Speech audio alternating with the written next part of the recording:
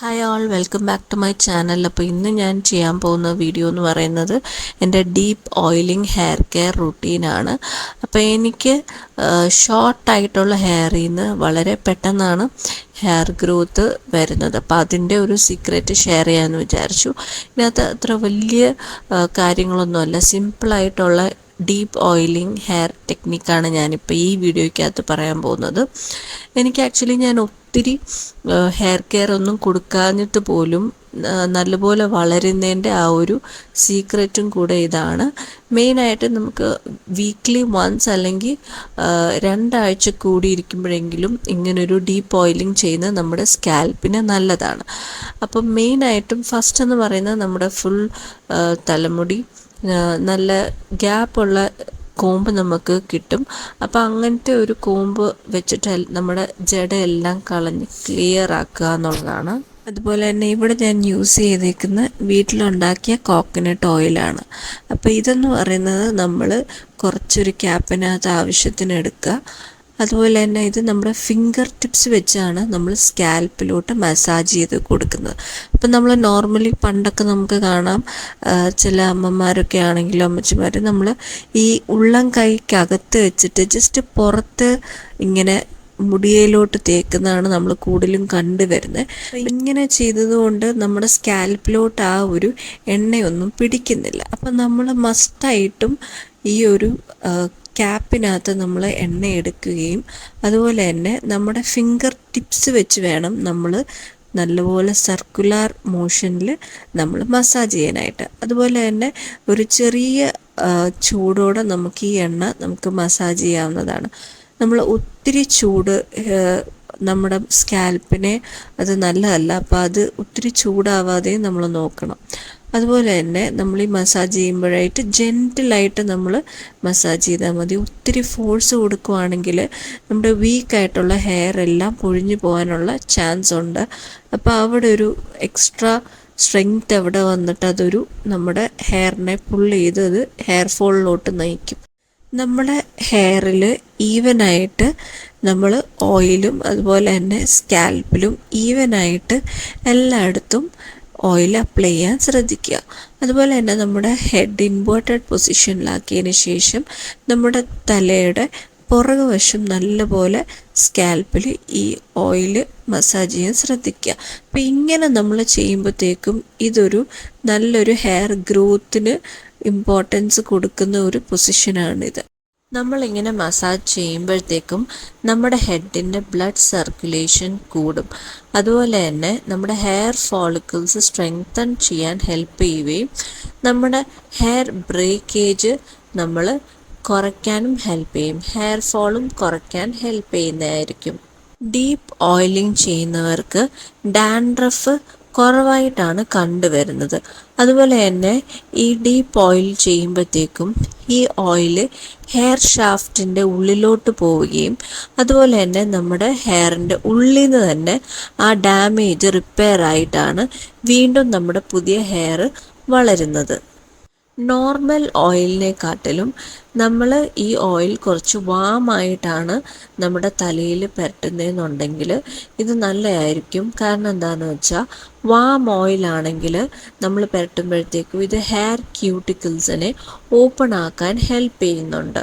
സ്കാൽപ്പിൽ നന്നായിട്ട് നമ്മൾ തേച്ചതിന് ശേഷം നമ്മുടെ ഹെയറിലെ ഫുൾ ലെങ്തിൽ നന്നായിട്ട് നമ്മൾ അപ്ലൈ ചെയ്യണം.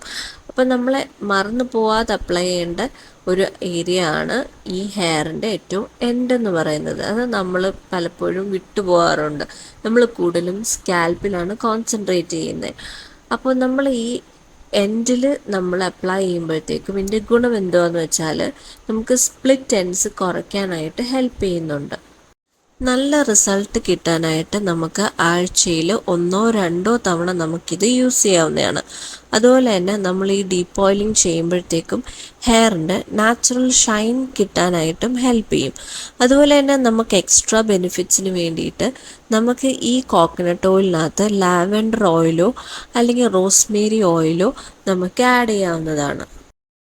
അപ്പോൾ നിങ്ങൾ സ്കാൽപ്പിലും ലെങ്ത്തിലും അതുപോലെ തന്നെ ഹെയർ എൻഡ്സിലും നന്നായി ഓയിൽ ചെയ്തതിന് ശേഷം നന്നായിട്ട് നമുക്ക് കെട്ടിവെക്കാം. അത് നിങ്ങൾക്ക് ഫുള്ളായിട്ട് വൺ പോണിയായിട്ടും കെട്ടിവെക്കാം, അല്ലാന്നുണ്ടെങ്കിൽ 2 സൈഡായിട്ടും ആണെങ്കിലും കെട്ടിവെക്കാം. ഇവിടെ ഞാൻ 2 സൈഡിലായിട്ടാണ് പാർട്ട് ചെയ്തിട്ട് കെട്ടിവെക്കുന്നത്. അതാവുമ്പോൾ എനിക്ക് ഓയിൽ ചെയ്യാനും അതുപോലെ തന്നെ അത് മെയിൻറ്റെയിൻ ചെയ്യാനും എളുപ്പത്തിനാണ് ഞാൻ 2 സൈഡിലായിട്ട് തേച്ചിട്ട് കെട്ടിവെക്കുന്നത്. ഈ ഒരു പ്രാക്ടീസ് നമുക്ക് ഏതെങ്കിലും ഒരു ഹെയർ ടൈപ്പിലല്ല, നമുക്ക് ഏത് ഹെയർ ടൈപ്പിലും, ഇപ്പോൾ സ്ട്രെയിറ്റ് ആണെങ്കിലും വേവി ആണെങ്കിലും കേർലി ആണെങ്കിലും ഏത് ഹെയർ ടൈപ്പിലും നമുക്ക് ചെയ്യാൻ പറ്റുന്ന ഒരു പ്രാക്ടീസാണിത്. അതുപോലെ തന്നെ ഇത് റെഡ്യൂസ് ചെയ്യും നമ്മുടെ സ്ട്രെസ്സും ഒരു റിലാക്സേഷൻ മോഡിലോട്ട് നമുക്ക് കൊണ്ടുപോകാൻ പറ്റുന്ന ഒരു ടെക്നിക്കും കൂടാണ് ഈ ഡീപ്പ് ഓയിൽ എന്ന് പറയുന്നത്. നമ്മൾ ഈ ഒരു ഹീറ്റ് സ്റ്റൈലിംഗ് അല്ലെങ്കിൽ കെമിക്കൽസ് ഒക്കെ യൂസ് ചെയ്യുന്നത് കൊണ്ട് തന്നെ ഇങ്ങനത്തെ ഒരു ടെക്നിക്ക് നമ്മുടെ ഹെയറിനെ ഡാമേജിൽ നിന്ന് റിപ്പയർ ചെയ്യാൻ സഹായിക്കും. അതുപോലെ തന്നെ നല്ല തിന്നായിട്ടുള്ള ഹെയർ, ഉള്ളില്ലാത്ത മുടിയുള്ളവർക്കൊക്കെ ഈ ഒരു പ്രാക്ടീസ് നല്ലതാണ്. കാരണം അവർക്ക് തിക്ക് ഹെയർ വരാൻ ഹെൽപ്പ് ചെയ്യും. അതുപോലെ തന്നെ ഇത് ഡ്രൈ സ്കാൽപ്പ്, അതുപോലെ തന്നെ ഡാൻഡ്രഫ്, ഫ്ലേക്കി ആയിട്ടുള്ള സ്കാൽപ്പും നല്ല ഡ്രൈ ആയിട്ടുള്ള സ്കാൽപ്പ് ഉള്ളവർക്കൊക്കെ നല്ല ഒരു ടെക്നിക്കാണിത്. അതുപോലെ തന്നെ ഒത്തിരി ഓയിലി ആയിട്ടുള്ള സ്കാൽപ്പ് ഉള്ളവർക്ക് എപ്പോഴും ഈ ഒരു ടെക്നിക്ക് ചെയ്യണം എന്നില്ല. കാരണം അവർക്ക് ഓൾറെഡി അവരുടെ സ്കാൽപ്പിൽ നിന്ന് ഓയിൽ പ്രൊഡ്യൂസ് ആവുന്നുണ്ട്. അപ്പോൾ ഇത് നമുക്ക് ട്വൈസ് അല്ലെങ്കിൽ 2 ആഴ്ച കൂടുമ്പം വൺസ് നിങ്ങൾ ചെയ്താൽ മതി.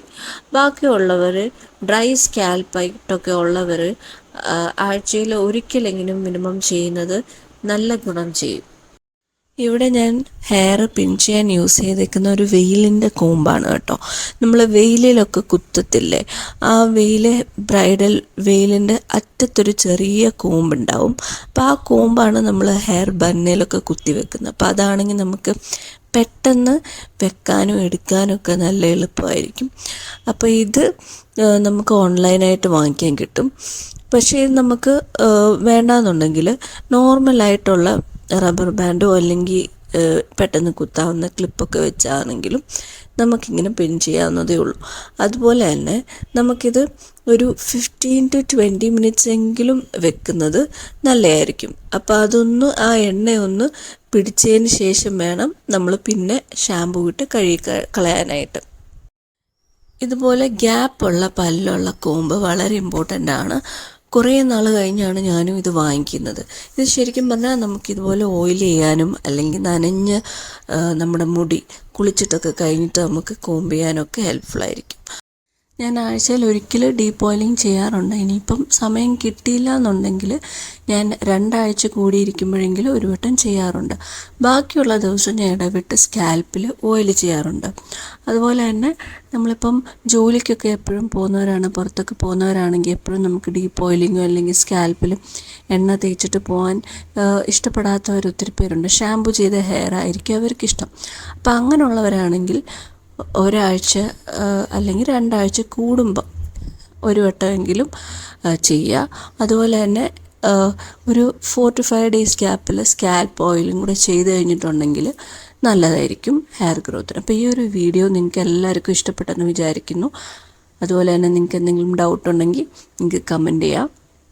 അതുപോലെ തന്നെ നിങ്ങൾ ഈ വീഡിയോ ലൈക്ക് ചെയ്യണേ, ഷെയർ ചെയ്യണേ, അതുപോലെ തന്നെ സബ്സ്ക്രൈബ് ചെയ്യണേ. അപ്പോൾ ബൈ.